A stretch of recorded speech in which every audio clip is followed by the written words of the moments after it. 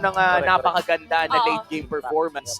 And hihintayin natin no kung ganun pa rin ba ang performance ng Filipino sniper after a long rest from MPL Philippines. Ito na nga yung comeback, no? Ang prinsipe, ika nga, ng Blacklist International. May halong giggle to, of course, kasi taga niya din inantay na makapaglaro. So talaga inaabangan natin kung ano yung gagamit niya na hero dito. Pero gusto ko lang sabihin ng ganun, first 3 picks ng parang killing potential ng Blacklist dito. Kasi usually, di ba, nasanay tayo sa kanila more on sustain, pero dito talagang gusto nila na kill after kill, having this Kaja and Kadita for their lineup. Pero maganda din yung ban nila dito, which is Kufra. Kasi ang tapat mo nga naman sa single target is yung pang AOE crowd control.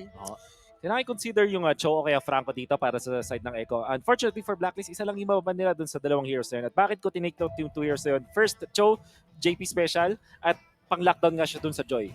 Pero even harder lockdown sa Joy is, traditionally speaking, yung Franco. Yun yung counter talaga dun sa may Joy. So, baka mas i-consider ng Blacklist na ibigay na lang yung Cho. Okay, sige JP, gamitin mo yan, but we ban the Franco. Yeah. Yung wala kasi talagang takas no kapag Franco o Kaja ang usapan. Pero mukhang Ayan mas na. okay sa kanila ang Franco. Depende Oo. na lang kung kukunin din dito. No? I'm not quite sure kung nakaka-cancel nga ba ng isang Mincitar Ultimate ang dashes ng isang Joy. Should be. Dapat no kasi movement naman. Pero yun nga meron kasing maliit na invulnerable window no Yes. sa crowd control ng isang Joy pero napakaliit lang noon. Kailangan talaga ng timing. Ito na ang second picking phase ng game number 1. Ano kayang idadagdag dito ng Blacklist International? Marksman na kaya ang kukunin nila? Oy, surprise pa din. Ayan. Kasi nga naman, nakafocus kasi sa heroes ni Oheb yung mga pinik ng Echo. So why not hindi muna natin ibibigay? So Yep. Baksha is very good para sa side ng Blacklist International. Meron pa silang added vision. Kasi for me, for Baksha kasi since mabilis siyang gumalaw, mas may liberty Yep. yung taga-vision nila na pumunta kahit saan. Franco, feeling ko pwedeng kunin. Although hindi natin pa masyadong nakikita. Parang hindi mo na-attribute typically yung Franco doon kay JP, pero alam natin malakas siya doon. And of course, yung Martis. Alam mo, iniisip ko dito para sa Blacklist, baka mag-Clint sila. Kasi kailangan nilang range burst na Bruno. Isa pa yun, no? Sumisikat na rin ang Oo. Clint ngayon sa gold lane dahil sa napakataas na crit damage and yung siege potential na napakabilis din mag-push. Let's see if it's going to be the Clint for the side of Blacklist International. Kung hindi ang Clint, may iba pa tayong pwedeng makita dito. They can be boring by carry. With carry Joy, di ba? Ay, sorry, carry Kaja na malakas sa burst. Irithel na typically ginagamit din pang team fight kind of lineup. Kaso kasi, hindi ko sure kung maganda ba yung Irithel versus Bruno. Traditionally, Bruno yung mas maganda sa lane na Parang yun. dalawang hit lang minsan pag full item ay umaaray na agad yung Irithel. So pag dumiretso pa siya parang mas mahirap para sa kanya. So taking time, talagang kailangan pag-isipan na yung sa may gold lane hero. Magiging mahirap din ang laban na to para kay Oheb. And I think it is going to be the Clint locked in for the side of Blacklist International, as you said, no, Wolf. At least may panakas. Kung sakaling sapakin ng pakito, pwedeng isa lang ang makalusot, makapag-net agad palabas. Yeah. Yun ang ating mga aabangan mamaya lamang. And that's a complete lineup. Makikita nyo ngayon for Blacklist International. Ang ating drafters, Coach Tek-Tak for Echo, Master the Basics for Blacklist International. Alam mo kung iisipin yung lineup dito ng Blacklist International, matalagang pagdating sa first blood, mas mataas yung potential for them. Pero depende din sa may rotation ng XP laner. Kasi first blood potential meron din yung Pakito. So very crucial yung magiging initial rotation ng dalawang teams natin. Ano kaya mga prediction ng audience natin? No? Hindi ko alam kung ipapakita ba ngayon, pero panigurado ay isa ito sa mga, ayan, papakita. Ay, secret lang. May trade. Oy! 50. 50. Bakit nga naman hindi? First day natin eh. First day naman. Oo nga naman. Anong Doon tayo sa safe. Siyempre safe talaga. Anong data yung titignan natin kung mag-predict, pero at least hati-hati, di ba? Hati-hati. Feeling ko buong season 50-50 yan eh. Buong season 50-50 para wala nang at para sa mga natin dyan mga nanonood sa bahay pati na rin dito sa venue, watch out for the Smart Power prediction dahil at some point in the game may lalabas na poll at meron lang kayo up until the timer runs out to comment your prediction gamit ang hashtag na hashtag SmartPowersMPLS12. Isang lucky commenter who guesses correctly will win a redeemable in-game code. Tandaan, keep an eye out for the poll. At magsisimula na nga ang pinakaunang laban ng MPL Philippines Season 12. It's Echo versus Blacklist International. Mukhang standard ang ating start. Magpapatintero ang ating mga roamers. Dediretso lang muna sila pag nagkataon, tsaka more on vision Mhm. ang kanilang gagawin.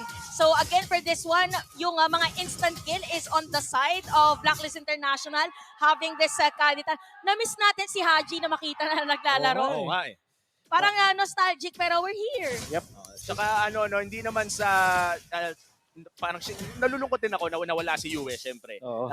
Bench lang ngayon, pero syempre maglalaro din yan in the future. But still nakakamiss na makita si Haji, no? Yep. Gusto ko i-take note na ang napili ditong mode ni Carl TZ ay assassin mode. Nag-rupture siya. So, Wow. and of course, yung kanyang kinuha dito is scaling spray. So, gusto niya maging active talaga in the early stages. Nakita natin sa ISF na yung mga Martis players, hybrid sila kung maglaro. Meron pa nga nagpa-multi-essence at nag-tank build with the Martis. Pero ang choice ngayon ni Carl TZ is to deal the damage. So parang ang nangyari dito, kasi di ba pinag-usapan natin kanina for the assassins, or pagdating doon sa mas pinabilis ba yung Echo Express, pwede ito yung sagot nila Mhm. through the changes sa kanilang mga emblem. So abangan, medyo slow start muna para sa ating mga koponan. Sanji, 3/4 HP, hindi pa naman level 4 ang Valentina, pero si Sensui ngayon ay tatangke ng mga konting bawas lamang. This is just the first turtle of the game, pero hindi na lang pala just yan, dahil sa mga recent updates ay napaka-importante na pala ng pinakaunang pagong ng laro na to. Exactly. Kaya ito yung tunay na patintero. Ito yung tunay na mini-game dito sa Carl TZ at Sensui. Pagalingan ng instincts. Speaking of instincts, nakapwesto ng ating mga players dito sa turtle objective. Si Sonsui ay tatalon lang doon. Sanford merong hook. Kakagatin ba? Pero merong sumbok na gagawin doon. First blood. Pumunta agad kay Cartesi. At pwede pa diretsuhin. Dalawang decimate. Double kill agad. At yung turtle sa kanila pa mapupunta. At ito na nga ang katakot-takot na snowball potential ng isang Martis sa kamay pa ni Carl TZ. Pero mukhang nakaganti naman ng isa ang Blacklist International with a pick-up on JP. This is still a win for Echo in the early game. Gusto ko i-bring up yung macro na nakita natin mula dun sa Echo. Hinawakan muna ni Cartesi at hindi niya dinamage yung turtle. Paagawan lang sila. Ang hinintay nila is magkaroon ng ultimate dun si Sanji nag level 4. Kung papansin mo, para silang mga superhero nung naglanding na may nahook doon si JP, tapos may nahatak naman siya gamit yung kinope niyang ultimate mula doon kay Renny J. So, biglang nawalan ng dalawang heroes. Ineffective para sa Blacklist kasi meron silang hard lockdown agad. So, kudos dun sa pagpapa-level 4 nila kay Sanji. And Talagang inantay. talagang Echo ngayon, no, lamang na agad ng 1.5k gold lead. At yung turtle ay isang minuto pa naman bago lumabas. Right now though, ang tignan natin ay Blacklist International. Ano bang kailangan nilang hanapin dito? Dahil mukhang medyo nalugi sila sa Valentina pick in that early team fight. Alam mo, pagdating dito, kailangan lang nilang alagaan din si Oheb. Pero wait lang, Oh! meron na pagkakuha doon. Ito na yata inaantay, nabawi ng Blacklist International. Pero ang tagal bago namatay. Si Cartesi pa nga makakakuha ng kill. Pero may sabatan naman dito. Si Sensui, double kill for the Martis. Grabe na yung Martis. Ito na nga ang snowball na pinag-uusapan natin. 4-0 for the two-time world champion Wolf. Paano pa pigilan ang mga ganitong klaseng Martis? Kailangan nilang i-combo yung burst nila with Kaja. Although, di ba, sabi natin, maganda yung Kaja plus the Joy. Pero nung naging choice pa nila is the backshot, biglang wala silang early game burst damage. Hintay pa nila si Oheb. Malayo din si Oheb, hindi sila makapag-burst. Oh, speaking of Oheb, parang delikado yata si Oheb din sa may top lane dahil merong tatlong players, pero tatlo din naman para side ng Blacklist International, at aalis na lang muna ang taas ng disiplina ng ating dalawang koponan. Grabe yung gold lane duel na yun. Akala ko lamang na talaga si Benny Cutie pero nakaganti pa si Oheb. Tapos nag-flicker pa. So that would be very crucial. Yep. Dahil magkakaroon tayo ng turtle fight at walang flicker ang Filipino sniper. Ang tanong dito is kung sasama, hindi sasama si Oheb sa team fight natin. So ngayon medyo tahimik lang muna ang pagkuha ng turtle. Nakapwesto ngayon, 4 na players ng Echo at hindi na rin yata i-contest ng Blacklist as Echo secures the second turtle. Nakikita natin yung value ng dalawang supports dito mula dun sa Echo. Specifically yung Franco, dahil nagiging threat talaga siya. Kumunat siya. Nung mga unang fights na nakita natin na meron siyang madaming assist, 4 assists, nagkaroon siya ng enough na goal para kumunat siya at this point. Tapos, etong si Sanji, always a threat dahil nakopya niya yung ultimate ni Renny J. At gusto ko rin lang abangan dito no, kung ano nga ba ang maiaambag na damage ng isang Vengeance sa Joy. Mamaya lamang kapag bumanat-banat na ang Bruno o kahit ang Martis na rin. But right now, it's still Echo holding the lead. At mukhang hahawakan nila yon hanggang ma-shutdown dito si Carl TZ. Ang tanong, hahayaan ba ng Echo yon dahil mukhang tuloy-tuloy lang ang Echo Express? Parang kung titignan mo yung galaw ng dalawang teams natin, nag-aabangan lang din talaga. Nagkataon for Echo, nakakasikil na sila ng kill. At saka yung emblem nga dito ni Carl TZ. So with the movement of Blacklist International, alam mo na meron din silang gustong plano. pero parang hindi pa ito yung perfect time for them. Inaantay pa nila. Pero si Oheb dito lang Oh, flicker. no! Ginagkat pa nga Daddy JP with that Bloody Hunt ka naman unstoppable na. Carl Easy at mukhang darating na rin dito mga players ng Blacklist International mapipilitan na lumayo na lang muna. Ultra fast na pagkakagat doon sa top lane. Man, grabe yun. Kinagat lang, tas sinaksak ng Martis. Ganun nakasakit si Cartesi, man. Yep.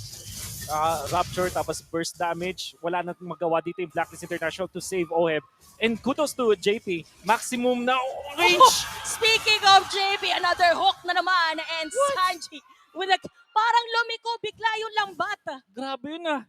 Kakainin lang nakakita na nakokoman niya dito yung hook niya. But of course, yung interaction naman yun na mid-animation nung talon doon ni Sensui ay nahuli na siya. That's why naging funky lang yung itsura nung hook na yun. Pero yung commendable sa kanya sa may top lane kung saan yung pagka-flicker in niya kay Oheb na maximize niya yung maliit na range ng Bloody Hunt. So kung papansin mo, hindi talaga super point blank pero nahuli pa rin niya doon si Oheb. At kung titignan natin, no, lumobo ang gold lead na meron ng mga Orcas in this 7-minute game. Mag-6,000 na ang kalamangan ng Echo at nahihirapan na talaga ang Blacklist makahanap ng kanilang mga opportunities to burst down members coming in from Echo. In fact, hindi pa tayo nakakakita nung parang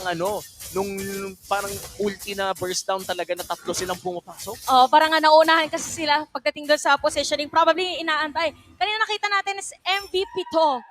Pitong MVP pala yung naglalaro dito sa ating game. Pero teka lang, parang meron tayong conceal na nakita kamunti ka na. Konting amba lang muna para sa mga players. Pero makakatore ng isa dito ang Echo. Now, makokontrol talaga ng Echo ang mapa. Pero may ganti naman si Agent Zero doon sa may bandang ibaba. Makakuha ng isang tore ang Blacklist. That's their first objective of this game. At yung kailangan ng Blacklist International, at least makapag-create ng space dito si Edward para medyo makabawi dito si Oheb. And actually, itong si Haji. Important din as a mid laner, lalong-lalo na kapag kadita ka na maging source of damage na overwhelming na pwede kang where's the mga heroes. Like for example, si Sanji, pati si Benny Cutie, ang dapat estado ng laro para sa kanila ay lagi silang takot kay Haji. But as it stands, dahil mas maganda yung vision ng Echo, hindi makahanap ng magandang diskarte si Haji. Oh. Oy! Ay, merong divine judgment na gagawin doon. Meron bang burst ang side ng Blacklist International? Hindi na lang muna dahil makakatakas pa nga dito. Edward's gonna be down. At ang sakit ng mga bola-bola coming in from the pole from Benny Cutie. And 7-2 ang ating score. Ang ganda ng engage pero nagkaroon nata ng miscom sa Angulo Wolf. Oo. Hindi tumama yung full damage na inaabangan natin. At ang tumangki nun is si Sanford, which is the Pakito. Maganda naman na nananalify nila yung XP lane. Pero nakita natin, not enough damage. May extra shields itong isang Pakito at mukhang naka-Atinas na din ata siya. Hindi ko lang entirely sure pero parang nakita natin yung kulay blue na bilog which indicates na meron siyang Athena shield. So, hindi siya yung target na gusto mo kung gusto mo mag-burst ng heroes. And yun yung kailangan i-self-correct dito ng Blacklist International. Tsaka parang nung moment na yun, napansin natin for Blacklist International, somehow, yung kalaban kasi nila nagdikit-dikit bigla. So, parang yung damage nila nahati. Kasi wala talaga silang single target dito na hero. So, kaya din pala, nagkadya din and kadita yung lineup nila. So, tingnan natin kung anong mangyayari dahil meron pa namang mas malalaking objective na pwede kuhanin. First Lord of the game is up na rin. Echo ang mauuna around that area. Pakiramdam kayo gigift na ng Blacklist International dahil madali naman tunawin ang level 1 Lord. But still, a Lord is a Lord at baka makakuha ng inhibitor turret ang Echo dito the moment that they're able to secure this. At libre na nga ata Wolf. This is the first Lord of the game going to Echo. Hindi nila kaya yung speed ni Cartesian. Of course, nalunguan pa ni Benny Cutie. Immediately, papunta sa may gitna yung Echo. Dahil kung papansinin natin, gusto nilang pabilisin yung pag-clean nila ng mapa. Look at the minion wave. Hindi makahanap ng pagfa-farman itong sila Oheb, itong si Haji. Lagi silang magkasama. Oo Lagi nga. silang nag-share ng mga resources which is not that good. Ang pinaka nakakalabas lang sa kanila dito si Edward at ang only reason is Joy kasi siya. So, siya lang yung may karapatan. Parang May ito ikot-ikot. yung mga scenario na hindi magandang kasabi ang hating kapatid eh. No? Oo. Oh, Yun. mga gantong moment, hindi. Kailangan ko unahin yung sarili ko. Oo. Kaso yun yung pinaka-safe. Tama. Parang yun na rin lang ang choice ng Blacklist. Now Echo with almost a 10k gold lead Wow. marching in. May Lord pa doon sa may bandang itaas. Ano kayang pwedeng gawin ng Blacklist dito para makadepensa? For Blacklist, mabilis lang kasi yung clear na mini wave nila. So, probably ganun lang din naman yung gagawin. At pwede din nakuhanin muna si Sensui Lord palilikuin, pero tinan natin, meron ba hook? Okay, medyo wala tatama doon. Pero sa may top lane natin, meron din conceal si Energy at successfully madedepensahan ito. Hila na sinasabi natin, sakto Oheb ay makakakuha ng kill. Ito na inaantay nilang pa isa-isa at makakadepensa pa nga. Torres sa top lane, unti-untiin ng Echo successfully masisira nila. At after nyan ay aalis na sila. One inhibitor down for Echo. Nakaisa naman ng Blacklist International, a crucial conceal play mula kay Rene J. But still, mission successful para sa Echo, makaisa ng inhibitor turret. Exactly. Dahil yung first Lord tapos nakakuha ka ng isang inhibitor turret, sobrang saya mo dun sa pangyayari na yun. And we can expect na yung Echo, control nila yung mapa afterwards. 80 seconds before the next Lord. At yung Lord na yan, meron na nung tinatawag na turret clash. Which is the least na Brandon, namin nalaman. palaban na siya. Palaban na siya. Yun yung pangalan? Oh, turret clash. Exactly. Wow. Oh, ngayon ko lang din nalaman. Thank you so Oo. much sa Naggawa-gawa info. din lang ako ng Salamat. pangalan. Sabi ko, turret blessing. Ah, Turret pwede. blessing. Ito pala turret Minsan nga clash. talon lang eh. Talon. Ah, May talon na. Tumalon na. Talon na. Tama. Ay, hindi, yun yung si Lord. Yung Ah, ano. sorry. Yun. Ano yung pumuputok yung Ah, tore? Anong Parang pangalan? divine something defense eh. Wow. Meron na. Grabe ka Oo. talaga, idol. Okay. Kaya That is a wolf for you guys. iba.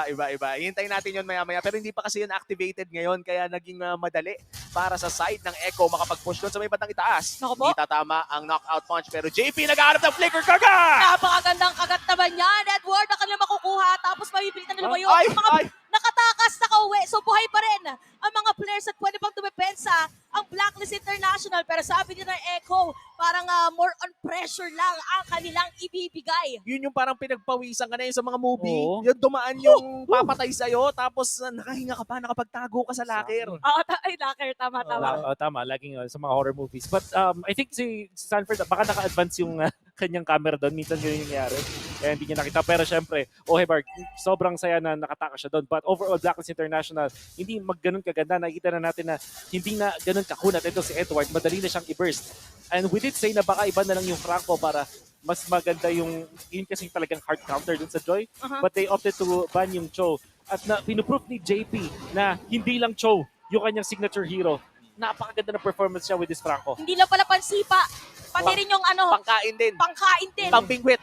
Ay, pero medyo delikado dito. Speak of pingwit, mukhang meron tayong mabibingwit. Ginamit yung flicker, hinahabol.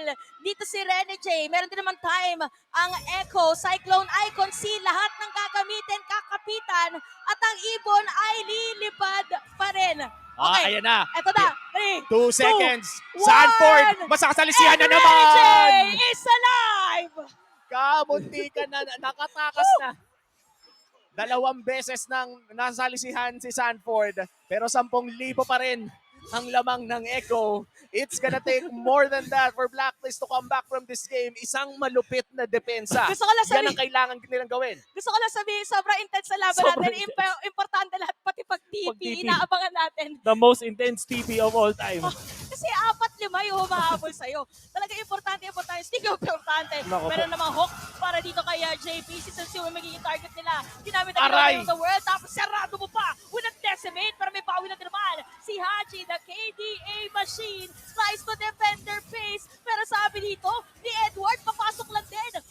With those electrifying beats. Ang ginamit na rin. Ay, ayun, ayun Pero may lang! bawi, dumedepensa pa rin. Pero Base sorry, stop! mapupunta sa Echo. This winning moment is brought to you by our official